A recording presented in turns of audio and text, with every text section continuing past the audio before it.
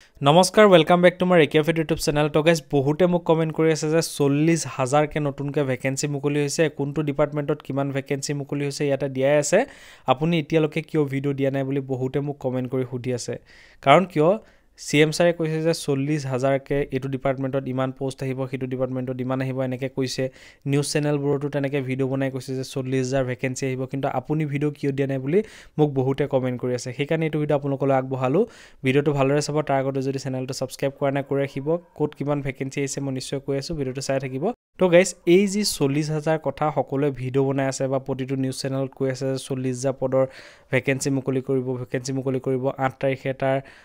পদ মুকলি কৰিব এনেকে যি সকলে কৈ আছে হেতু মিছা হয় মিছা মানে 50% মিছা 50% সঁচা হয় মানে এটো নতুনকে একচুয়ালি ভ্যাকেন্সি মুকলি নকৰে মানে মই একচুয়ালি আপোনালোকক নিউজটো দেখাই দিও ফাৰ্স্ট অফ অল নিউজটো চাওক আমি এনে ডেট এটা ঠিক কৰিছো 8 অক্টোবৰ তাৰিখে আমি নতুন কৰি আৰু 40697 গৰাকী লৰা ছোৱালীৰ হাতত নিয়োগ পত্ৰ তুলি দিম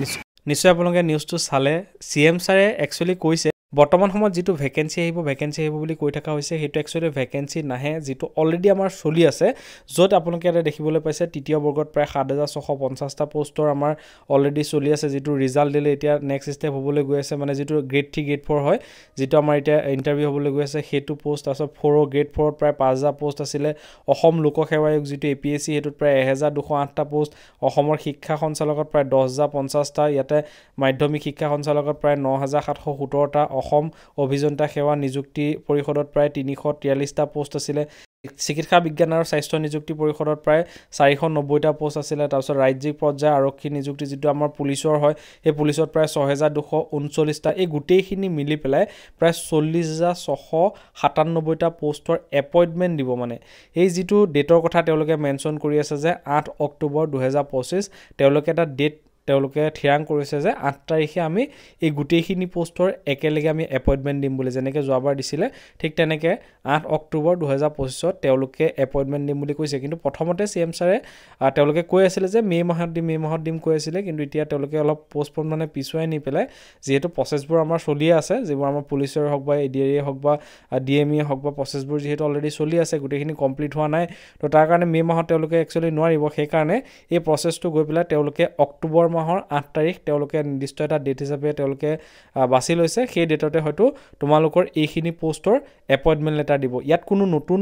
ভ্যাকেন্সি ক্ৰিয়েট নহয় বা সেইখিনি কথা কোৱা নাই বৰ্তমান যি এই 40000 ভ্যাকেন্সি কথা কৈছে হেতু একচুয়ালি যেটো আমাৰ অলৰেডি চলি আছে হেতু কথাহে কৈছে নিউ ভ্যাকেন্সি কথা কোৱা নাই নিউজ চেনেলে এনি আপোনালোকক পাগল কৰি পেলাব এনেকুৱাকে ক'ব মানে আপুনি ভাবিব যে ভ্যাকেন্সি আহিয়ে গ'ল মই এপ্লাই কৰিব পাৰিম এনেকুৱাকে ক'ব কিন্তু হেতু ভ্যাকেন্সি আহা নাই অলৰেডি চলি থকা ভ্যাকেন্সিটো কথাহে কোৱা হৈছে ঠিক আছে তো মই আশা কৰো আপোনালোকে গম পাই গ'ল আৰু যদি আপোনালোকে ডিএমই বাবে ভালকে প্ৰিপাৰেচন কৰি আছে আৰু ভালকে প্ৰিপাৰেচন ষ্টাৰ্ট কৰি দিওক কাৰণ এক্সামটো নিশ্চয় গম পালে যে 30 তাৰিখে এক্সাম হ'ব বেছি দিন আপোনালোকৰ হাতত সময় নাই এই ভিডিওটো আপোনালোকৰ ভাল লাগিলে ভিডিও লাইক কৰি চেনেল সাবস্ক্ৰাইব কৰি ভিডিও সবে ধন্যবাদ জয় হিন্দ আমাৰ টিমে তোমালোকৰ এক্সামৰ কাৰণে কিছুমান নোট প্ৰিপেয়াৰ কৰিছে ইবুক হয় কিন্তু তোমালোকৰ কাৰণে বহুত বেছি হেল্পফুল হ'ব মই অকলে বনোৱা নাই আমাৰ টিম আছে 4-5 জন টিচাৰ আছে তেওঁলোকে গুটে মিলি পেলাই আমাৰ এই কোৰ্সটো বনোৱা হৈছে যত প্ৰতিটো সাবজেক্টৰ কনসেপ্ট ক্লিয়াৰ নোট পাবা প্ৰতিটো সাবজেক্টৰ এমসিকিউ বেস যিমান কোৱেশ্চন থাকিব পাৰে গুটেখিনি কোৱেশ্চনছ পাবা তাৰ লগতে অসম পুলিচৰ কাৰণে স্পেশালি বনোৱা এখন বুক পাবা তাৰ লগতে 16টা mock test with answer with explanation এই গুটেখিনি বস্তু যিমানখিনি মই কলো এই গুটেখিনি বস্তু একলগ কৰি আমি এই কোৰ্সটোৰ ভিতৰত দিছো যদি এই কোৰ্সটো বাই কৰিব বিচাৰা কৰিব পাৰিবা আৰু ইয়াতে অসমীয়া আৰু ইংলিশ দুইটা ল্যাঙ্গুৱেজতে থাকিব যদি আমাৰ কোৰ্সটো তোমালোকে বাই কৰা তেনেহলে বেলেগকে আকৌ কিতাপ কিনাৰ প্ৰয়োজন নহব আৰু ইয়াৰ বাই কৰিবলৈ আমি আমাৰ WhatsApp নম্বৰ দিয়া আছে ইয়াতে তোমালোকে SMS কৰিবা ইয়াতে তোমালোকক কিউআৰ দিয়া হ'ব পেমেন্ট কৰি স্ক্ৰিনশ্বট দিবা লগত তোমালোকক ইমেইলত তোমালোকক পঠাই দিয়া হ'ব কাৰণ এইটো ইবুক কোৰ্স হয় তোমালোকে লগত পাই যাবা ইয়াতে কোনো ধৰণৰ স্কেম নহয় তোমালোকে চিন্তা কৰিব নালাগে